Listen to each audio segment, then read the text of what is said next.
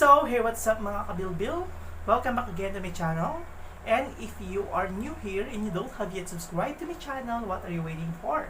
Please subscribe now, and of course, don't forget to click the bell button so make you always updated sa my uploaded videos. So, sa video ito ay mag-acting workshop po ulit tayo. So, itutuloy po natin yung topic natin kahapon. Gaya nga po ng napag-usapan natin kahapon, ang ating magiging topic for today is all about facial exercise. So, yeah, right. So, bakit nga ba kailangan natin ng facial exercise pagdating po sa pag-aaral po ng acting? Napakahalaga po sa pag-aaral po ng acting ang facial exercise po para hindi po mag-lock yung jaw natin kapag nasa actingan na tayo or kapag nagsasalita tayo. So, napakahalaga po talaga. And of course, para po mailabas po ninyo ang emosyon through your face para makita po yung tamang emosyon na hinihingi po sa kwento or sa script or hinihingi ng isang director. Oh yeah, alright. So mga kaibigan, huwag na tayong patumpik-tumpik pa. Punta na po tayo sa ating topic for today. Pero bago dyan, nais ko muna i-flex ang aking napaka-iksing intro. Pasok! Welcome back to TVlogger. So mga kaibigan, ang unang gagawin natin is tinatawag na palm face exercise. So, anong ibig sabihin ng palm and face exercise? So, ganito lamang po mga kaibigan.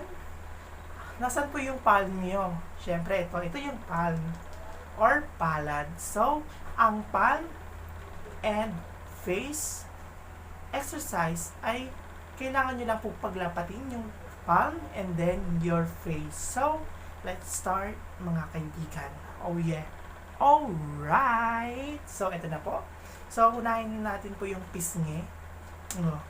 Tapos, kailangan lang natin himasin ito. 1 to 5, 5 to 1. So, let's start.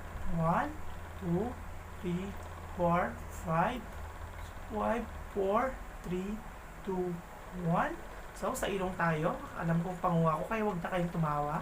So, bilang na. 1, 2, 3, 4, 5, 5, 4, 3, 2, 1. Sa baba ng lips, sa taas. 1, 2, 3, 4, 5, 6, 7, 8, 9, 10. Sa may sentido. 1, 2, 3, 4, 5, 5, 4, 3, 2, and 1. Siyempre dito, 1, 2, 3, 4, 5, 6, 7, 9, 10. Ito, sa may panga.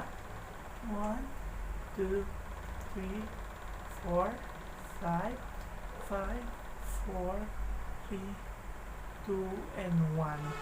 So, ayun lamang po yung ating tinatawag na palm to face exercise. So, punta naman po tayo sa close open.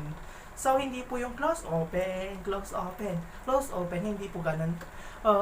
Ang gagawin po natin is mag-close open po using our phrase. So, kapag sinabing open, kailangan pong ibuka lahat ng butas ng iyong mukha, ilong, mga ganon. Basta lahat ng butas, pati yung mata, ganon. Kapag sinabi namang close, kailangan mong i-close lahat, tapos asim ka na. Asim ka na. So, ganun lamang po mga kaibigan. So, let's start. I said, open.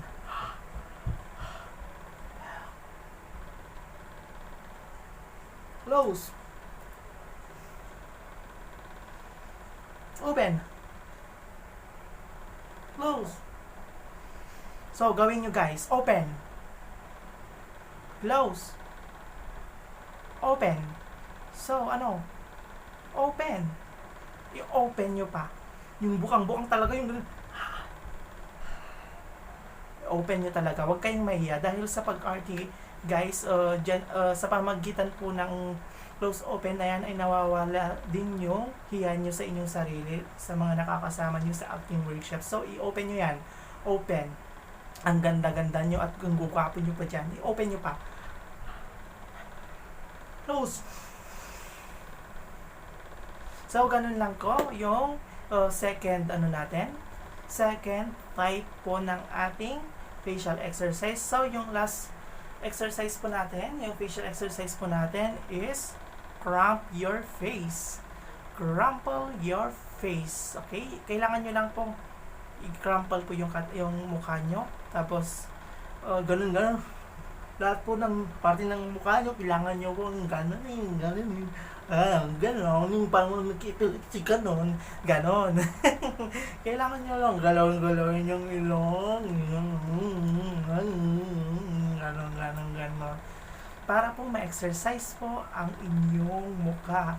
So, yun lamang po yung mga ginagawa po natin during acting po. Yung isa po yan sa mga napaka-importanting bagay po na ginagawa po sa pag-aaral po ng acting para po mabinat-binat po yung ating mukha para po yung tamang emosyon ay maipalabas po ninyo. So, hanggang dito na lang mga kaibigan.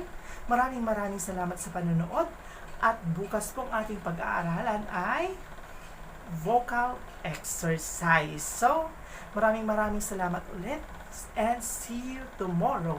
Balik na po tayo sa ating butihing kaibigan na si Antonio Sugo.